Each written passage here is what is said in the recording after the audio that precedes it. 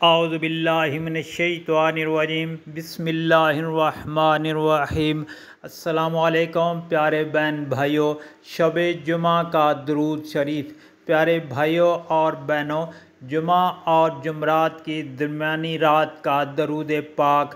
प्यारे दोस्तों, जो शख्स हर शब जुमा और जुमरात की दरमियानी शब इस दरूद शरीफ को पाबंदी से कम अज़ कम एक मरतबा पढ़ेगा, मौत के वक्त सरकार मदीना सल्लल्लाहु अलैहि वसल्लम की ज़ियारत करेगा और कब्र में दाखिल होते वक्त भी यहाँ तक कि वो देखेगा सरकार मदीना सल्लल्लाहु अलैहि वसल्लम इसे कब्र में अपने रहमत भरे हाथों से उतार रहे हैं। तो दुरूद पाक ये है, बिस्मिल्लाहिर्रहमानिर्रहीम, अल्लाहुम्मा सल्ले वसल्लिम व बारिक अला सय्यदिना मुहम्मदिन नबिय्यिल उम्मिय्यिल हबीबिल आलिल क़द्रिल अज़ीम अल अज़ीमिल जाए व अला आलिहि व सहबिहि वसल्लिम।